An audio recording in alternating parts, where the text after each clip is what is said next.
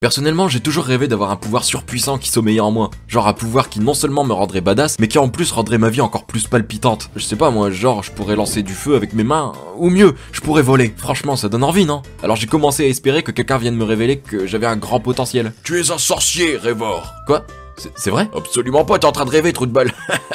Ah ouais. Le truc c'est que, comme vous vous en doutez, j'ai jamais eu le moindre signe d'une quelconque capacité cachée, et j'ai donc dû me résoudre à vivre la vie d'un humain tout à fait normal. Jusqu'au jour où pendant une longue période, je me suis mis à saigner du nez très souvent, sans aucune raison apparente. Alors je me suis dit que c'était bon cette fois, ça devait genre être un éveil de quelque chose, ou une force cachée qui se manifestait. Ouais, j'étais un gosse avec l'intelligence un peu en dessous de la norme à l'époque. Complètement con, ouais. Alors un jour je vais chez le toubib, et là, mes hypothèses se confirment. Le docteur me regarde avec un air sérieux et commence à me dire: mon petit, tu as une particularité physique assez spéciale. J'ai même pas attendu la fin de sa phrase que mes yeux s'illuminaient déjà. Je me voyais déjà devenir super fort. Je saigne du nez à chaque fois que tu te mets un truc dans le terrain. Hein? Ouais, en fait cette particularité physique, c'est juste que quand un truc rentre dans mon pif, le sang se met à couler à flot. Super. C'est vrai que maintenant que j'y pense, étant petit, j'avais toujours un doigt dans ma cavité nasale à la recherche de Mickey. Que voulez-vous, j'allais à Disneyland comme je pouvais, hein. Ok, cette intro devient beaucoup trop crade. Passons au thème principal de la vidéo.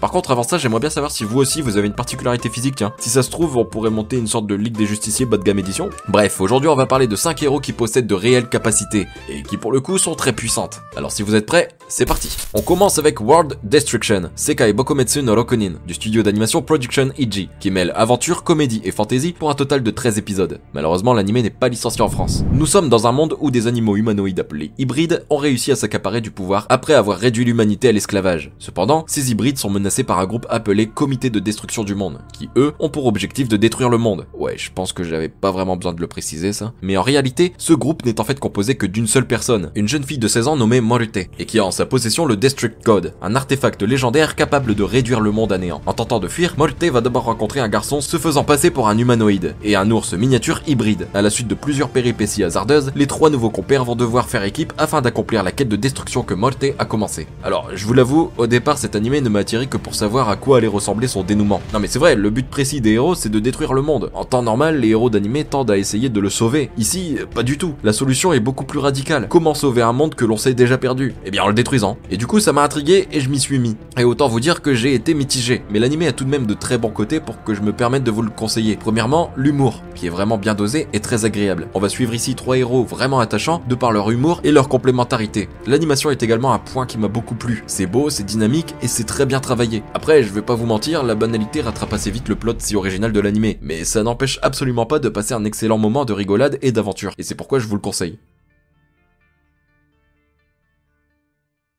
Seven Ghost, du studio d'animation Studio Dean, qui mêle action, comédie, drame et fantasy pour un total de 25 épisodes. L'anime n'est pas licencié en France, mais il est disponible sur YouTube. L'histoire nous raconte celle de Taito Klein, un étudiant de l'académie militaire de l'Empire de Barsburg. Celui-ci est connu pour avoir été un esclave dans le passé. De ce fait, ses camarades de classe se moquaient continuellement de lui. Malgré tout, Taito réussit à se faire un ami, Mikage, qui devient très vite son meilleur ami. En même temps, il en a qu'un, quoi. Taito et Mikage passeront tous deux le dernier examen pour devenir militaire. Un examen que Taito réussira haut la main. Cependant, un jour, celui-ci se fait capturer par l'armée qui le qualifie comme étant un garçon très spécial. Cet animé, c'est juste un chef-d'œuvre. Alors ouais, je sais, beaucoup de monde vont sûrement me dire: mais Révor, l'animé date de 2009, c'est beaucoup trop vieux, personne n'ira le voir. Eh bien croyez-moi que si vous pensez de la sorte, vous passerez à côté d'un véritable bijou. Et puis entre nous, l'animation n'est pas du tout vieillotte. Je la trouve tout à fait convenable, même après...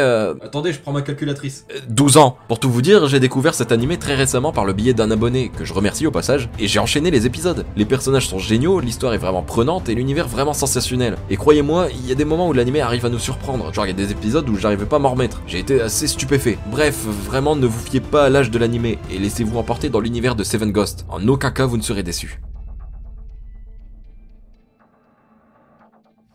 Toa no Kuon, du studio d'animation Bones, qui mêle action, fantastique et science-fiction pour un total de 6 épisodes de 52 minutes. Bon, encore une fois, l'anime n'est pas licencié en France, et j'en suis plutôt désolé parce que je trouve qu'il mériterait plus de visibilité. Nous sommes ici dans un Tokyo futuriste. Dans cette époque, les Kestos, une organisation secrète, pourchassent sans relâche les êtres humains qui sont dotés de pouvoirs surnaturels. Kuon est l'un de ces êtres humains dotés de super pouvoirs que l'on nomme Attractors. Celui-ci veut se battre pour sauver les Attractors. C'est alors qu'accompagné de plusieurs personnes dotées de pouvoirs tout comme lui, il mènera un combat visant à les rendre libres. Personnellement, j'ai été assez surpris par cet animé. J'ai découvert assez récemment et je me demande pourquoi d'ailleurs, parce que l'histoire est tellement bien écrite qu'il aurait dû faire plus parler de lui, et franchement j'ai été assez stupéfait. On va suivre deux groupes se battant pour leurs propres idéaux. D'un côté les Attractors qui possèdent des pouvoirs surnaturels parfois incontrôlables et donc dangereux pour leur entourage, et de l'autre les Kestos qui veulent tout simplement survivre, même si pour ça ils sont obligés de combattre les Attractors. On a deux camps opposés mais qui se battent pour une cause qui leur est importante. Le tout mené par des personnages vraiment attachants, possédant un background vraiment intéressant, que ce soit au niveau de leur passé, de leur véritable personnalité, etc. etc. Le héros est lui aussi très bien écrit, à la fois torturé par son passé et pourtant vu comme un leader puissant qui pourra enfin rétablir la paix. Personnellement, j'ai pas vu les 6 épisodes passer. J'ai vraiment été agréablement surpris et j'aimerais que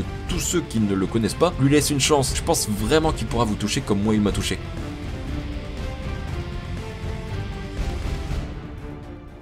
Enmesubi no Yoko-chan, du studio d'animation Aoliners Remeng Animation.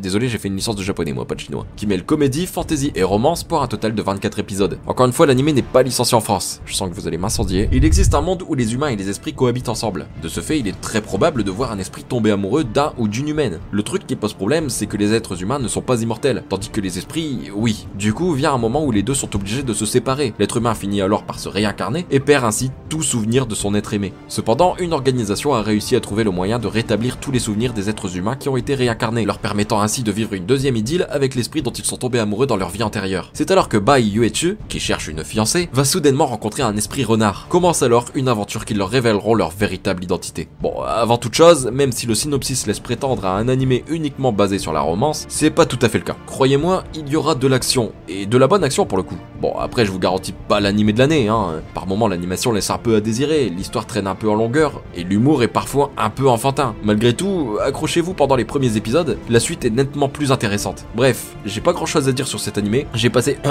suis en train de m'étrangler. J'ai passé un bon moment en le regardant personnellement, et ça sera peut-être pas le cas de tout le monde, mais personnellement je tenais à le présenter dans cette vidéo, parce que malgré tout, il a des qualités qui ne sont pas négligeables.